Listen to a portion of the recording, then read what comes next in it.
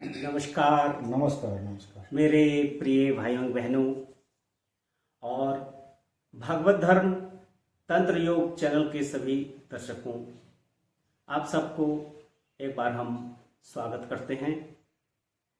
आज एक बहुत ही विशेष और महत्वपूर्ण विषय को लेके हम आपके सामने आए हैं। वो विषय है सहकारिता अर्थात कोऑपरेटिव। और इस विषय पे विशेष रूप से चर्चा करने के लिए आए हुए हैं आनंद मार्ग के वरिष्ठ सन्यासी आचार्य दयाशिखरानंद जी, जो विगत 2 दशकों से अर्थनीति, विशेषकर प्राविधिक इकोनॉमी एंड विभिन्न अर्थनीतिक सिस्टम पे जानकारी रखते हैं और विश्लेषक हैं। तो आज हमारा सौभाग्य है कि वो हमारे बीच में हैं। तो स्वागत है आपको आचार्य दयाशिखरानंद जी। और आपसे मैं यही चाहूँगा कि आप ये बताएं कि कोऑपरेटिव है क्या चीज। नमस्कार। भागवत धर्म तंत्र योग चैनल के सभी दर्शकों को आज आचार्य पूर्णदेवानंद जी अवधूत जी महाराज की ओर से जो इस चैनल को पूरे विश्व में विभिन्न विषयों पर लोगों को मार्गदर्शन दिए हैं, आज उन्हीं के चैनल से यह एक मौका है कि हम आज समझेंगे सहकारिता क्या है। आप जैसा जानते हैं कि आनंद मार्ग धर्म के प्रवर्तक श्री श्री आनंद मूर्ति जी, जिनका दार्शनिक नाम प्रभात रंजन सरकार है, वो केवल आध्यात्मिक क्षेत्र में नहीं बल्कि समाज के विभिन्न क्षेत्रों में और खास करके सामाजिक आर्थिक क्षेत्र में एक नई अर्थनैतिक दर्शन दिए हैं, जिसका एक प्रैक्टिकल साइड है सहकारिता। हम सहकारिता से क्या समझते हैं? सबसे पहली बात तो सहकारिता का मतलब होता है सह प्लस कारिता। सह माने साथ, कारिता माने करना।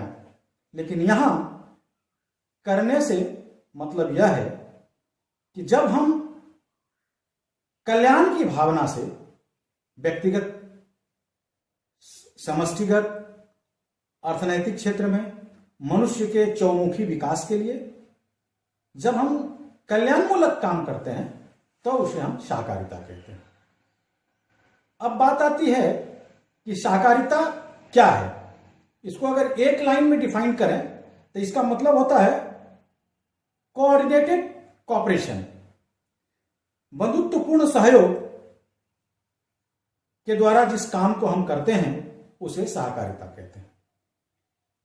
साथ ही साथ हम आपको यह बताना चाहते हैं कि बिना नैतिकता के सहकारिता संभव नहीं है और बिना आध्यात्मिकता के नैतिकता संभव नहीं है। इसलिए इस पूंजीवाद और साम्यवाद शोषणमूलक सामाजिक तथा अर्थनैतिक परिवर्तन कर शोषण मुक्त समाजतंत्र तथा अर्थतंत्र चाहते हैं तो उन्हें आध्यात्मिक पथ का अवलंबन करना ही होगा, जिसकी विस्तृत चर्चा कई बार आचार्य पूर्णदेवानंद अवधूत जी इस चैनल से कर चुके हैं कि मनुष्य के जीवन में, चाहे वो व्यक्तिगत जीवन हो चाहे सामाजिक जीवन हो, उसमें आध्यात्मिकता का कितना बड़ा महत्व है। इसलिए सहकारिता की प्रेरणा और कार्यान्वयन की पद्धति को चलाने के लिए नैतिकता और आधार आध्यात्मिकता का होना आवश्यक है।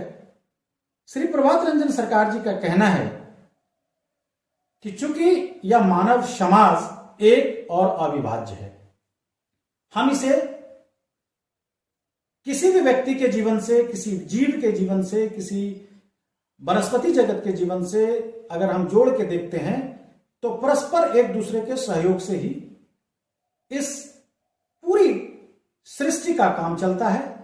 साथ में हम पूरे मानव समाज का, प्रत्येक व्यक्ति का अगर विकास चाहते हैं तो परस्पर एक दूसरे को सहयोग करते हैं। तो इस सहयोग की जो भावना है, इसको कैसे हम एक नैतिकता के आधार पर, आध्यात्मिकता के आधार पर, और हम चौमुखी विकास की ओर ले चले, इसीलिए उन्होंने सहकारिता का चर्चा किए हैं। बल्कि चर्चा ही नहीं किए, उन्होंने अपने जीवन काल में कई जगह पर इसका व्यवहारिक पद्धति दे करके कार्यान्वयन किए हैं और आज उसका लोग फायदा उठा रहे हैं।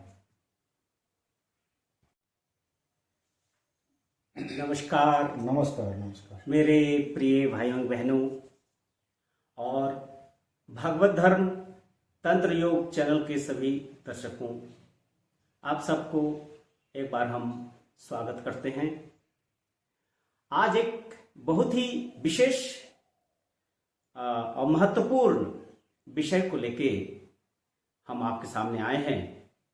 वो विषय है सहकारिता अर्थात कोऑपरेटिव। और इस विषय पे विशेष रूप से चर्चा करने के लिए आए हुए हैं आनंद मार्ग के वरिष्ठ सन्यासी आचार्य दयाशिखरानंद जी, जो विगत 2 दशकों से अर्थनीति, विशेषकर प्राविधिक इकोनॉमी एंड विभिन्न अर्थनीतिक सिस्टम पे जानकारी रखते हैं और विश्लेषक हैं। तो आज हमारा सौभाग्य है कि वो हमारे बीच में हैं। तो स्वागत है आपको आचार्य दयाशिखरानंद जी। और आपसे मैं यही चाहूँगा कि आप ये बताएं कि कोऑपरेटिव है क्या चीज। नमस्कार। भागवत धर्म तंत्र योग चैनल के सभी दर्शकों को आज आचार्य पूर्णदेवानंद जी अवधूत जी महाराज की ओर से जो इस चैनल को पूरे विश्व में विभिन्न विषयों पर लोगों को मार्गदर्शन दिए हैं, आज उन्हीं के चैनल से यह एक मौका है कि हम आज समझेंगे सहकारिता क्या है। आप जैसा जानते हैं कि आनंद मार्ग धर्म के प्रवर्तक श्री श्री आनंद मूर्ति जी, जिनका दार्शनिक नाम प्रभात रंजन सरकार है, वो केवल आध्यात्मिक क्षेत्र में नहीं बल्कि समाज के विभिन्न क्षेत्रों में और खास करके सामाजिक आर्थिक क्षेत्र में एक नई अर्थनैतिक दर्शन दिए हैं, जिसका एक प्रैक्टिकल साइड है सहकारिता। हम सहकारिता से क्या समझते हैं? सबसे पहली बात तो सहकारिता का मतलब होता है सह प्लस कारिता। सह माने साथ, कारिता माने करना।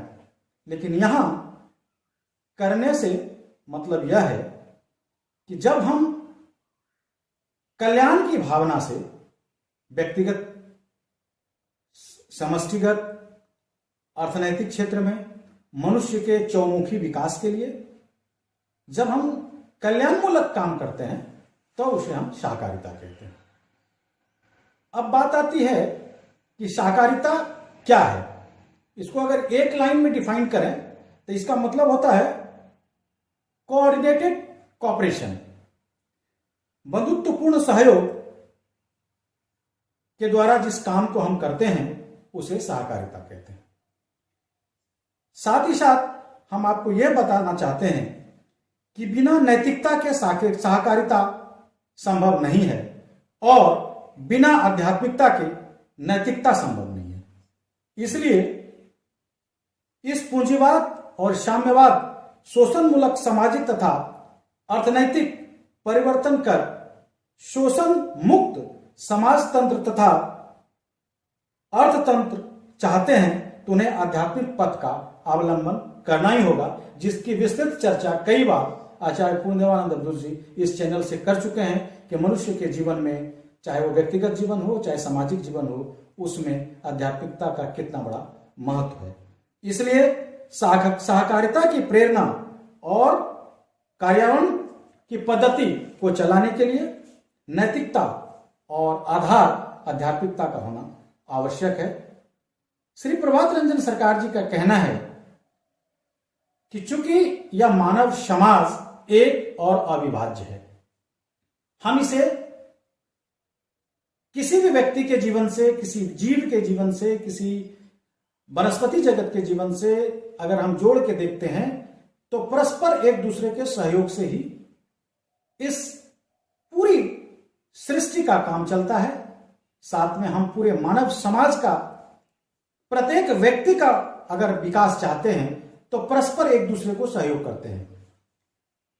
तो इस सहयोग की जो भावना है, इसको कैसे हम एक नैतिकता के आधार पर, आध्यात्मिकता के आधार पर और हम चौमुखी विकास की ओर ले चले, इसीलिए उन्होंने सहकारिता का चर्चा किए हैं। बल्कि चर्चा ही नहीं किए, उन्होंने अपने जीवन काल में कई जगह पर इसका व्यवहारिक पद्धति दे करके कार्यान्वयन किए हैं और आज उसका लोग फायदा उठा रहे हैं। सहकारिता की अगर हम बात करते हैं तो आप देखेंगे कि भारतवर्ष में काफी संख्या में छोटे छोटे जोत वाली खेत हो गई है। उसमें हम वैज्ञानिक तरीके से खेती नहीं कर सकते।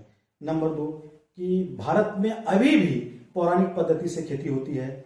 उसके बाद इनके पास में कोई बढ़िया बीज भी नहीं है, सिंचाई की प्रॉपर व्यवस्था नहीं है, बारिश पर डिपेंड होता है खेत। इससे क्या होता है कि किसान को उतना इनकम नहीं हो पाता है। दूसरा कि अनाज तो उपज कर लेते हैं या कृषि से जो उपज होना है उपज तो कर लेते हैं, लेकिन चूंकि वो कच्चा माल है, हम उसको ज़्यादा दिन तक रख नहीं सकते। इसलिए जब तक उसके कोऑपरेटिव सिस्टम से वो कृषि को उद्योग का दर्जा देते हुए अगर हम किसान के खेत के बगल में ही हम छोटे छोटे कुटीर उद्योग लगा देते हैं तो हम जो कुछ भी फल है, सब्जी है या अनाज है हम पैदा करते हैं, उससे हम उसको प्रिजर्व करके जो हमें आवश्यकता पड़ती है खाने पीने की, है ना, हम उन चीज़ों को मार्केट को अवेलेबल कराएंगे तो उससे किसानों को उचित मूल्य मिलेगा। उचित मूल्य मिलने से क्या होगा, किसानों की क्रय शक्ति बढ़ जाएगी। दूसरी बात क्या होगी कि जब हम सहकारिता के माध्यम से करेंगे तो खेत बड़े हो जाएंगे और उसमें 3 प्रकार का इनकम एक व्यक्ति को हो जाएगा। एक तो उनको जो जितना भूमि है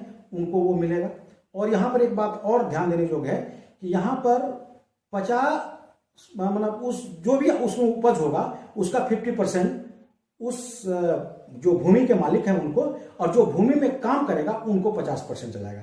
अब ये जो 50% बचा, इसमें से उनको शेयर तो अपने भूमि का मिलेगा ही मिलेगा, साथ ही अगर उसमें वो एम्प्लॉई है तो वो उसका भी उसको वेतन मिलेगा, और तीसरा टोटल जो लाभांश होगा उसका जो शेयर होगा उस लाभांश का भी एक अंश उनको मिलेगा। इसलिए एक व्यक्ति को 3 प्रकार का इनकम हो जाएगा। अब चूंकि इतने बड़े मैनेजमेंट को चलाने के लिए मैनेजमेंट में भी आदमी चाहिए। अगर हम उद्योग लगाते हैं, कुटीर उद्योग भी लगाते हैं, तो कुटीर उद्योग में भी आदमी चाहिए। तो लोगों को जो ये पलायन होता है कि लोग बिहार के, उड़ीसा के, छत्तीसगढ़ के लोग बाहर कमाने चले जाते हैं, दिल्ली, पंजाब, हरियाणा, गुजरात, वो नहीं जाएंगे और वो अपने जगह पर उनको काम मिल जाएगा। तो उनका चूंकि एक ही जगह एक इस्टेब्लिशमेंट होगा किचन का और परिवार का, तो उससे उनकी खर्च कम हो जाएगी और इनकम ज़्यादा बढ़ जाएगा। इसलिए कोऑपरेटिव व्यवस्था से, प्राउड की कोऑपरेटिव व्यवस्था से हम व्यक्तियों का आर्थिक उन्नति कर सकते हैं। इसी प्रकार इसका जो खेती के बाद में जो खेतों में मान ले हमारे और भी बाय प्रोडक्ट होगा, उसके आधार पर हम पशुपालन कर सकते हैं, उसको भी कोऑपरेटिव के सिस्टम से चला सकते हैं। उसमें आप विभिन्न प्रकार के इंडस्ट्री लगा सकते हैं। मान लीजिए कि आप डेयरी फार्म चलाते हैं या गॉट फार्म चलाते हैं या पिगरीज चलाते हैं या फिर छोटे छोटे तालाब खोद करके आप फिशरीज भी चलाते हैं कोऑपरेटिव सिस्टम से, तो समाज को उससे प्रत्येक व्यक्ति को काम भी मिलेगा और उस काम का दाम भी मिलेगा और सबका क्रय शक्ति बढ़ जाएगा। और यही प्राउड का उद्देश्य है, सहकारिता का उद्देश्य है कि हर व्यक्ति का क्रय शक्ति हमेशा बढ़ा रहे और विकेंद्रित अर्थव्यवस्था के तहत यह आर्थिक व्यवस्था चले जिसमें सभी सुखी हों, संपन्न हों। और जब उनके पास समय बच जाता है तब एक परिचर्चा समिति बनेगी जो गांव में बैठ करके लोग परिचर्चा करेंगे कि हम कैसे इसका और विकास करें और हम मानसिक विकास कैसे कर सकें, और तब वो आध्यात्मिक विकास करेंगे। आनंद मार्ग के आचार्यों का सबसे महत्वपूर्ण काम है वह गांव गांव में जाकर के सहकारिता के प्रति लोगों को जागरूक करना, लोगों को समझाना, उसके आंतरिक भावनाओं को कोऑपरेटिव में इन्वेस्ट करने के लिए तैयार करना, और साथ ही साथ एक छोटे छोटे यूनिट में एक इकाई चला करके उनको व्यवहारिक रूप से दिखा देना कि हाँ देखिए, अगर आप कोऑपरेटिव करते हैं तो आपकी आर्थिक स्थिति कैसे बढ़ती है। और जो खास करके मैं एक चीज और ध्यान आकृष्ट करूंगा, जो जंगल पहाड़ का क्षेत्र है, आदिवासी का एरिया है, लोग कहते हैं वहां तो कोई काम ही नहीं है, वहां तो खेती लायक जमीन ही नहीं है। लेकिन आप, हमारी सोच ये गलत है। सरकार, श्री प्रभात रंजन सरकार कहते हैं कि वह जो प्राकृतिक संसाधन है, वहां से जो जंगल से जड़ी बूटियां वो इकट्ठा कर सकते हैं।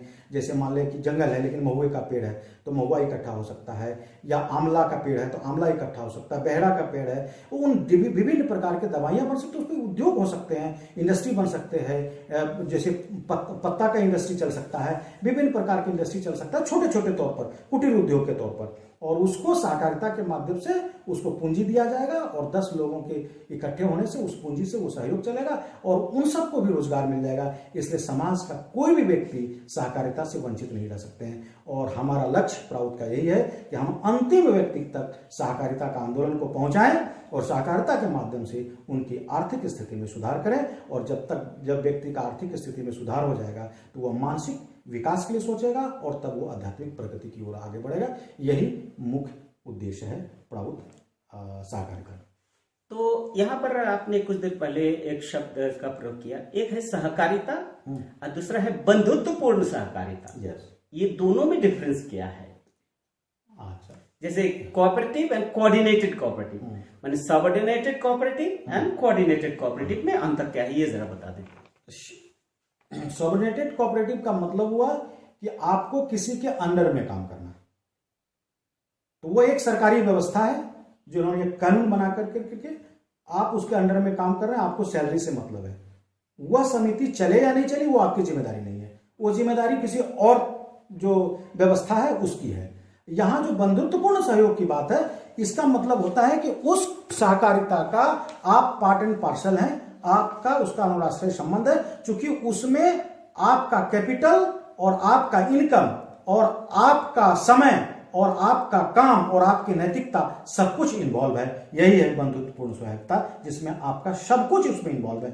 आपका आर्थिक शक्ति, मानसिक शक्ति, सामाजिक शक्ति, जो भी शक्तियां हैं आप उसमें इन्वेस्ट कर रहे हैं। और किसके लिए? आप स्वयं के लिए और अपने परिवार और समाज का कल्याण के लिए आपने इन्वेस्ट किया है। आप वहां नौकरी नहीं कर रहे हैं। लेकिन दूसरा जो कोऑपरेटिव है उसमें केवल आप एक कर्मचारी के रूप में काम करते हैं, जो केवल आपको सैलरी से मतलब है, वो चले पराश्रय। तो जिसको हम कह सकते हैं कि आज जो भारत सरकार के सभी सरकारी उद्योग फेल हुए हैं, उसका वही मुख्य कारण है कि वो अपना उद्योग उसको समझता ही नहीं है। वो तो समझता है हमको 8 घंटा ड्यूटी करना है और उसके बाद चले जाना है। मालिक एक नौकर का एक भावना ये रह जाता है, अपनापन का भाव नहीं रहता। ये मुख्य बात।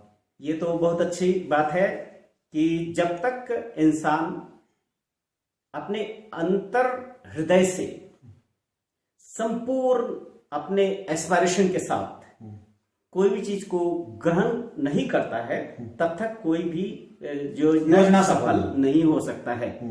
इसीलिए इस चीज को देखते हुए जगत गुरु श्री श्री आनंद मूर्ति जी और श्री प्रभात रंजन सरकार ने ये बंधुत्वपूर्ण सहकारिता दिया है, जिसमें एक भी यहाँ पर मालिक नहीं है, एक भी यहाँ कोई नौकर नहीं है। यहाँ पर है तो सभी मालिक है, सबको अपना अधिकार है, दायित्व भी है, अपना कर्तव्य भी निभाते हैं और उस कर्तव्य का जो परिणाम जो है वो लाभांश है, वो भी उनको मिल रहा है, कहीं किसी और को नहीं मिलता है। आप ऐसे समझ लें कि समान अधिकार से कार्य करते हैं, समान मानव मर्यादा के साथ कार्य करते हैं और समान नियमानुसार कार्य करते हैं। वाह, ये है सहकारिता। मर्यादा। कोई भी व्यक्ति, कोई भी हो, किसी वर्ग के भी हो, वो अपना मर्यादाहीन कोई काम को नहीं करना चाहता है।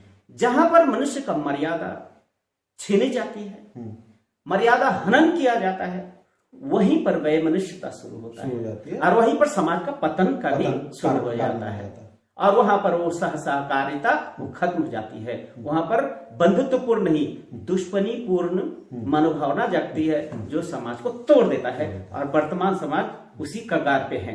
इसीलिए आइए हम सब कोऑपरेटिव मूवमेंट के माध्यम से सिर्फ भारतवर्ष नहीं, संपूर्ण विश्व के अर्थनैतिक जगत से पूंजीवाद और समाजवाद के जो कुरीतियां हैं, जो शोषण यंत्र को उखाड़ को फेंकते हैं और मानव मर्यादा मानव मूल्य पर आधारित जो सहकारिता, जो प्राउडिस्टिक पैटर्न ऑफ कोऑपरेटिव है, उसको प्रतिष्ठित करें, तभी पूरे विश्व का अर्थनैतिक रूपरेखा बदल जाएंगे। आइए इस पर विशेष चर्चा करें।